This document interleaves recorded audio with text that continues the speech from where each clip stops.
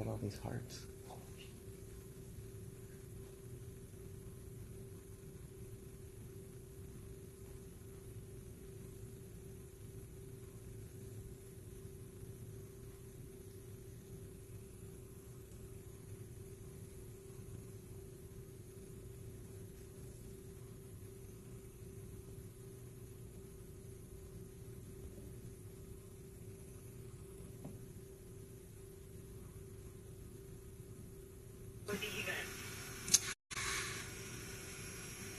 Houston, this is Station. I am ready for the event.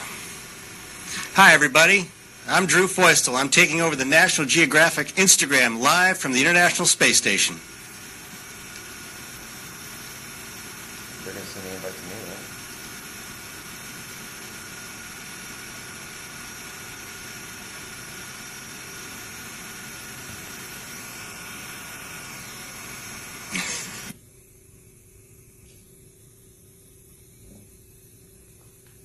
What is it, Will Smith? Houston Station, we're ready.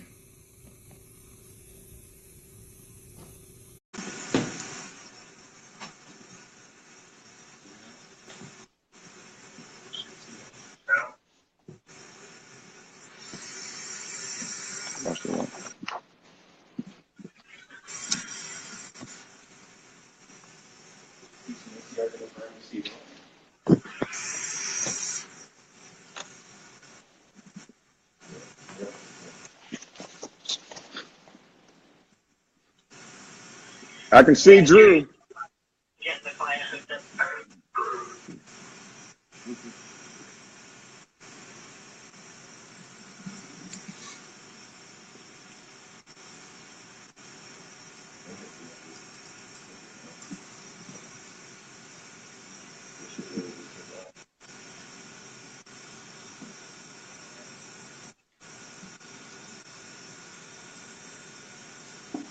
I'm here.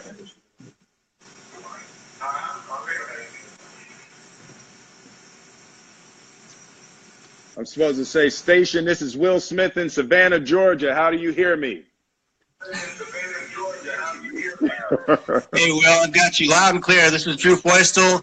I'm taking over the National Geographic Instagram live from the International Space Station. What's happening, Drew? I'm just up here hanging around about 250 miles above the planet, flying over, just flew over Australia and head towards New Zealand right now. Wow, that is fantastic. I just came back from Australia. Yeah, you probably had a different view than we have from up here. No, this is amazing to me. I'm trying to figure out how I can be on my cell phone with you in space, and my phone drops calls on Mulholland Highway in LA. Well, there's no guarantee we won't be dropping calls now, but we'll give it our best shot. Hey, man. Well, thank you very much for doing this. I'm very excited about this. I've been up all night. I've been on Instagram, but downloading questions from the fans and stuff. And you know, there are a couple that were really at the top.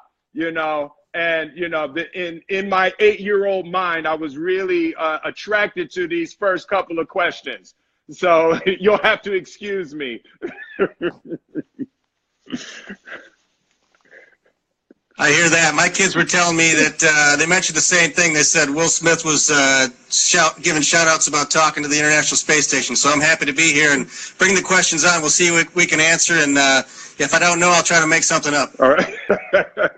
So I just saw that. That's very hot. Like with the, see, I started out as a rapper, so I wish I could make my microphone do that.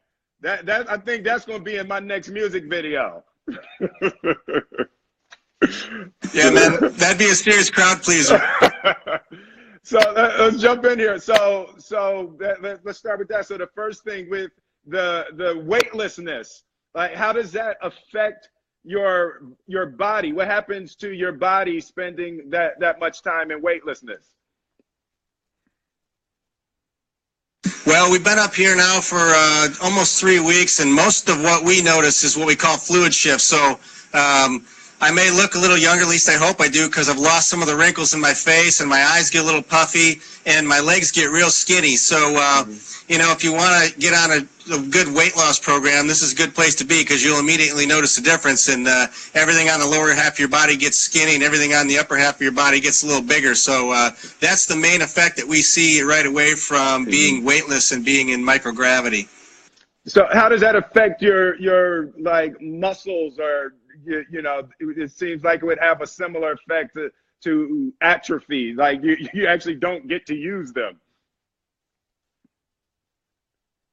Yeah, well, I guess that's a scientific part. I mean, for me, it's like being at a gun show every day, because, you know, the biceps are getting huge up here, and we're working out every day, so that's kind of cool. But, you know, to counteract that muscle atrophy, we exercise every day. We spend about an hour on the resistive exercise device, which is, you know, kind of using dampeners and springs to push back on the forces we put into it, to be able to do bench press, bicep curls, squats, those sort of things. And then we run on a treadmill for about 30 to 40 minutes as well. So those things are what helps us counteract muscle atrophy and the changes in our bones.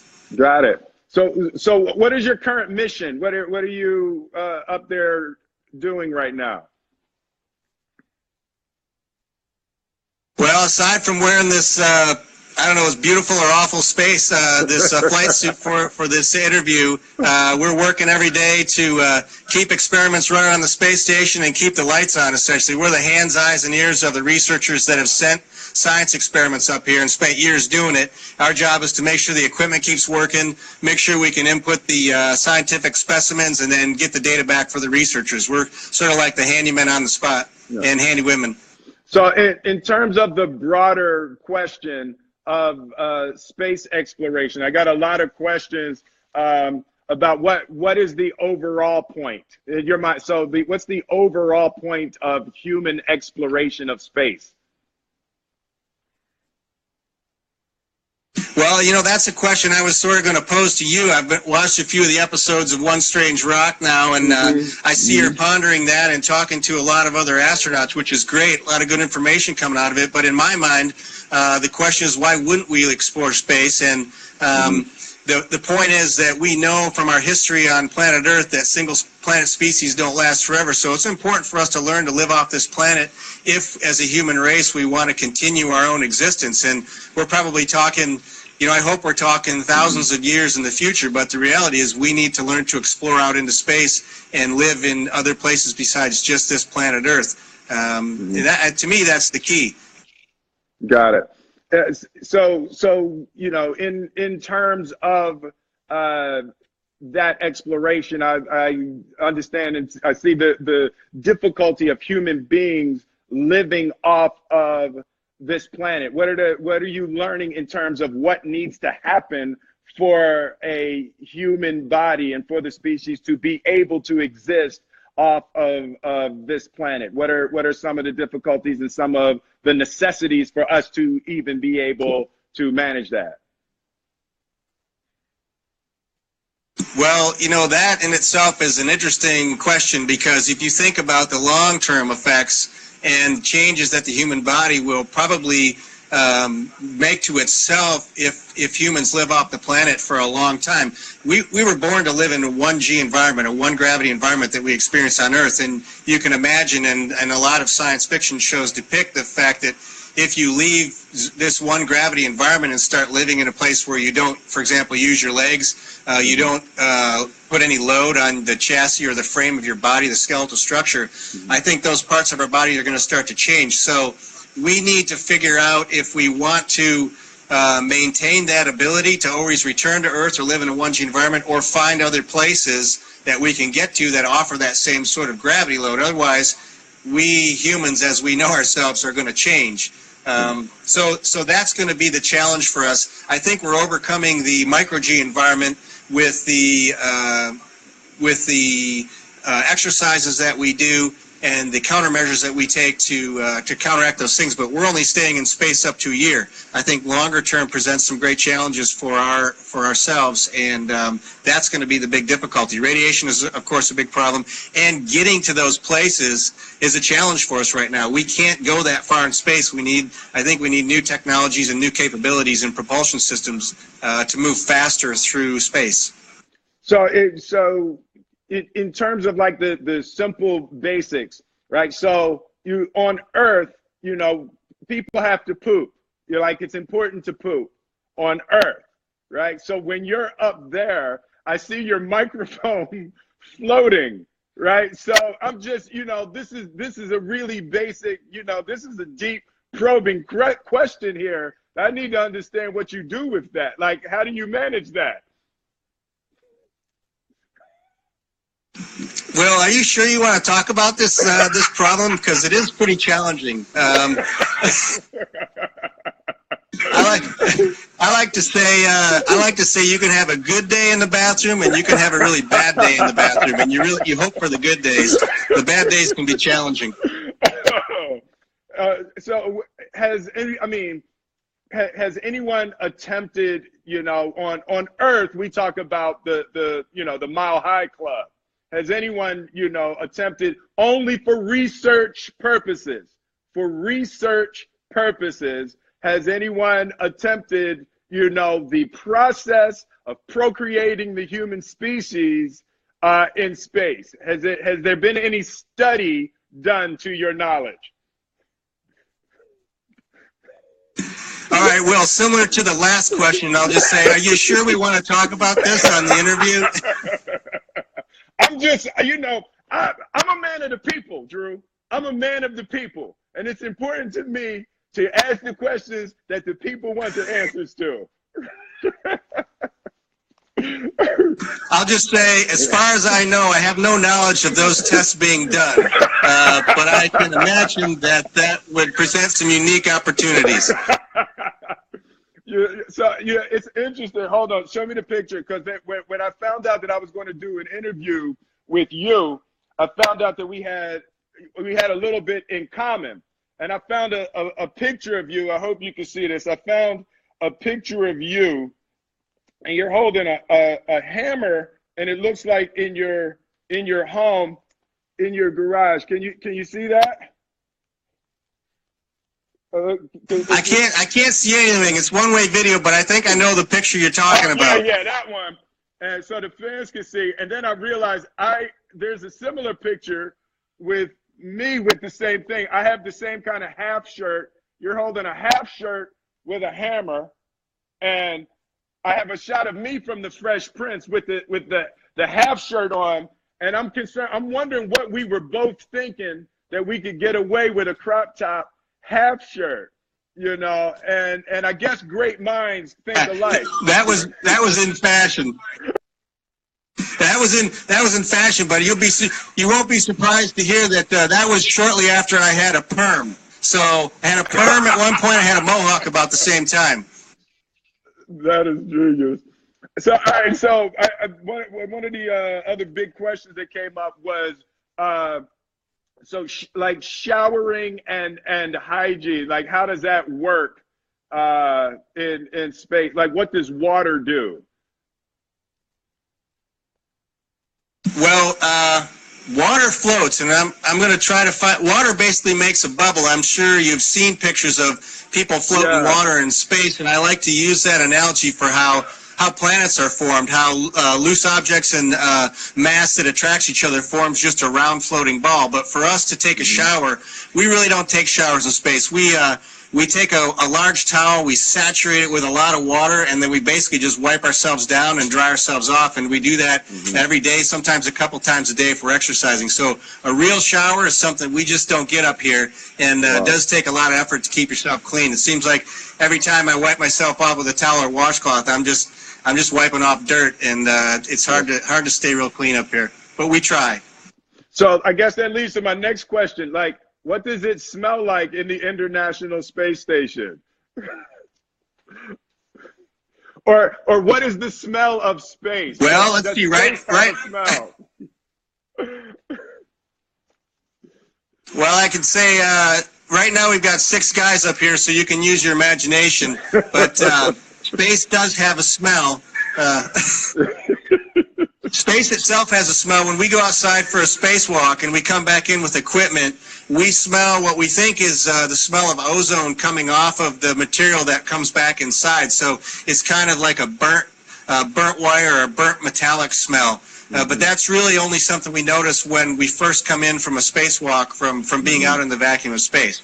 Internally, we got all kinds of smells in here, and a lot of it's related to food, some of it's related to hygiene, some of it's related to our gym clothes that are drying out to try to reclaim the water and humidity that's in them so we can actually drink that stuff eventually once it goes through the processor. There's a lot of smells up here, and we really do our best to try to control those things. We clean every weekend. We wipe down the surfaces all over the space station in order to keep down the bacteria and mold from growing, which we really don't have much of, but I think it's because we're so vigilant about keeping the place clean.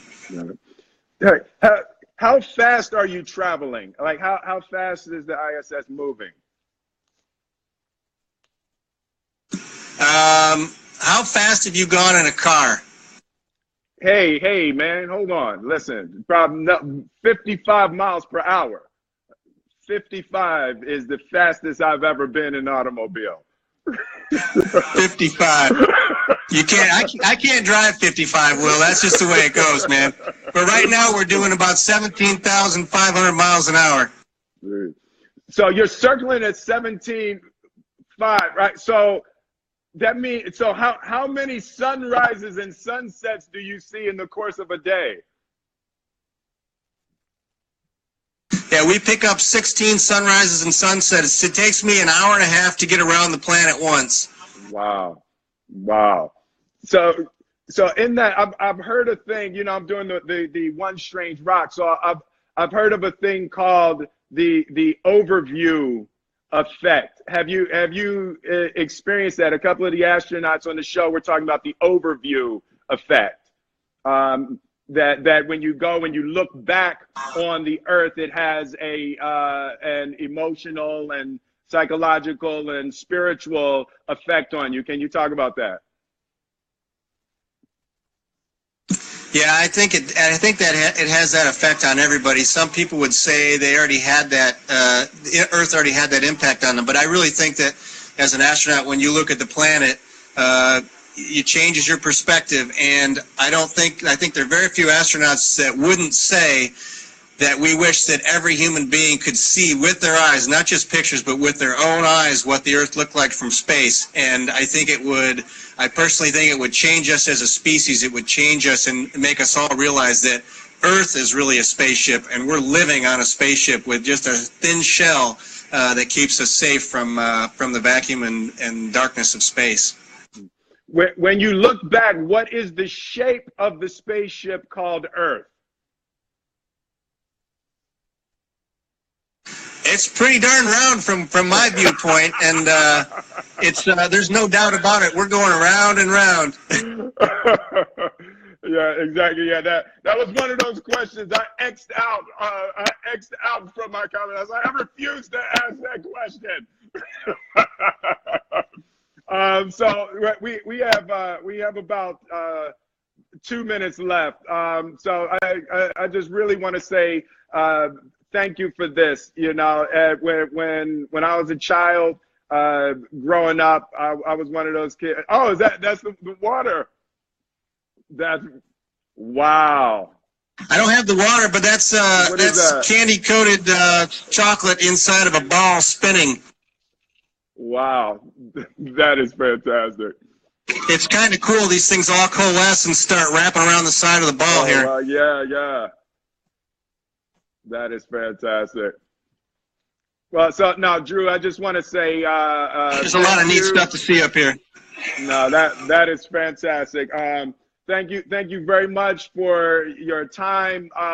Is there anybody, you have any family members, or anybody you want to shout out? Somebody, somebody you want to say hi to? Oh, that's hot. Luckily, I get to talk to my family just about every day. Oh, but I just want to give a shout out to all the people watching and say thanks for tuning in, and it's always a pleasure to talk to folks on the ground, and we hope that people keep joining the adventure here and watching the great stuff, the great research we're doing up on the space station. We appreciate you dialing in to ask us some questions today, Will. Hey, Drew, I appreciate you, man. Thank you very much for your service. God bless. Thanks, sir. Take care. All right now.